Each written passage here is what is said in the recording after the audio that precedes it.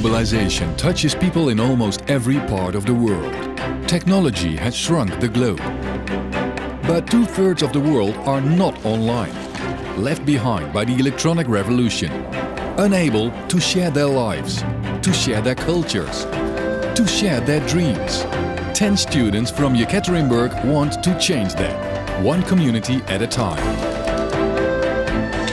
We're going to villages where there is no internet. We'll take internet technology, satellites, computers. The students chose 4 countries that are rapidly transforming: Panama, Namibia, Mongolia and Indonesia, focusing on specific communities in transition between their traditions and the modern world, where connectivity will help them thrive.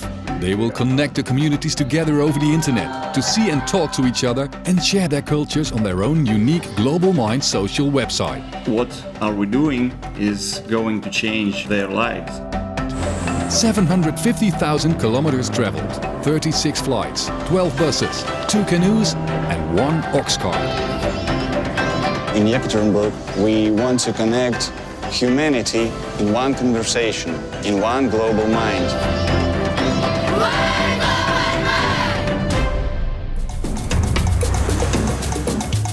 Colonized for centuries, independent Panama now enjoys the fastest growing economy in Central America, at the center of the world's trade routes, the epicenter of globalization. But in the rainforests far beyond Panama City, there are still people untouched by the electronic era. Now we're going on the Sakwe River. We have our satellite dish and we will be in the village in 1 hour. The Ambira Drua people live in the traditional way that their ancestors have lived for generations. We brought to the children laptops, iPads, printers and satellite dish. They placed the highest priority on education, and connecting them to the world through the internet is going to rapidly accelerate their learning. Meanwhile, 14,000 kilometers from Panama, the other team reached Mongolia, where energy production and mining has fueled an economic boom. From the modern capital of Ulaanbaatar, the team traveled 5 hours to the Tarich Gol settlement. For centuries, the Tarich people have been nomads. However, with the modernization of Mongolian cities, their way of life is now transforming. Technology and the internet will be vital tools. This was the first time the students had ever used computers, but they learned instantly, with fascination and enthusiasm. I can see sparkle in their eyes. But connecting these computers to the internet in the middle of the jungle was a much bigger challenge. It was really difficult, because it is a jungle. There is no people who can we ask to help us. And also a first.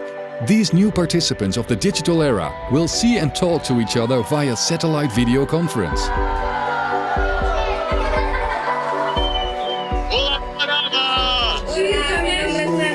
In both Panama and Mongolia, the teams showed a video of a day in the life of Yekaterinburg to teach the children how to make their own video, a first step in documenting and sharing their own culture with the outside world. Both communities took pictures and videos of a day in their life. On both sides of the globe, the children shot, edited and then shared their day-in-the-life videos with the world by uploading them to the Global Mind website. They will write history of Mongolia. After a week in the villages, it was time to say goodbye. For now. I cannot overemphasize how grateful we are for what the Russian students did for this community. Not only will this technology help our education, but our village's transformation. Thank you all for teaching us about your culture. We want to thank you by inviting a student and a teacher to visit us in Yekaterinburg.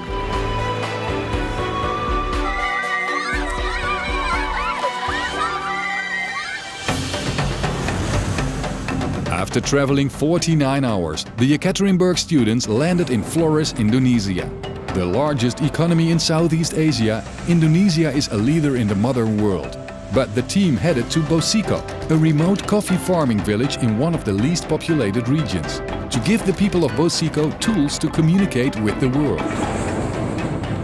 Meanwhile, the other team traveled 28 hours from Panama to Namibia in southern Africa. Namibia gained its independence in 1990. Mineral exports, such as diamonds and uranium, have propelled it into the 21st century.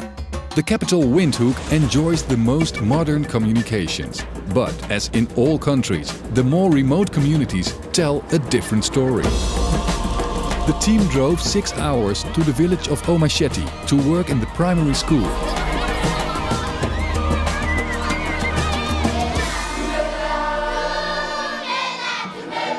Currently, we are having 330 learners. Most of them are orphans and their parents died from AIDS. HIV/AIDS affects some 20% of the adult population, which makes orphans out of a large number of Namibian children.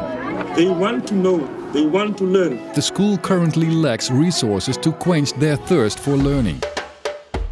Back in Indonesia, the students begin to make a global connection.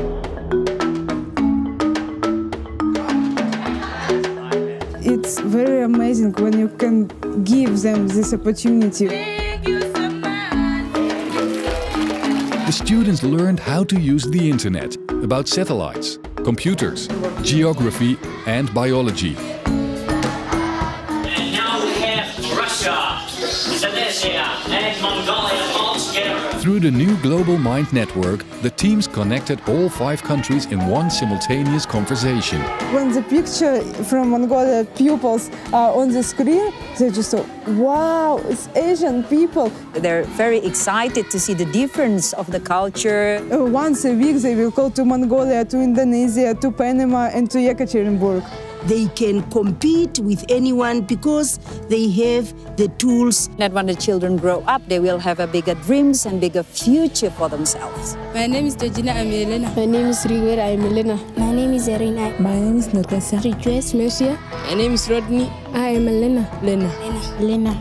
My dream is to become a doctor and give people who are HIV medicine and treatment. I will treat them well. My name is Tina and I am Elena.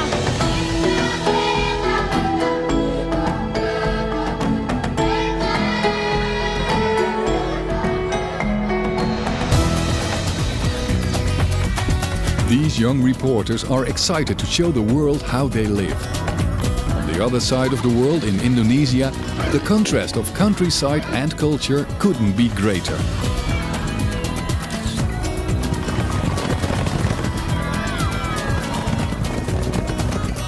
Today, these children get to share their lives through the Global Mind website, like their own private Facebook. So, while globalization is shrinking the world, to these children it is rapidly expanding. Who wants to go to Yekaterinburg? Emotion transcends cultural differences. Through passion, hard work and innovation, these Yekaterinburg students were able to shrink time and space, to celebrate the uniqueness and surprising similarities between communities all around the world.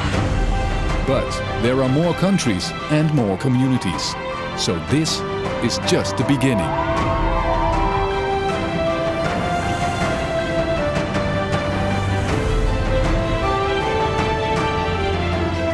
If you can dream it, you can do it. If you can do it, you should do it. One global mind. One global mind. Global mind.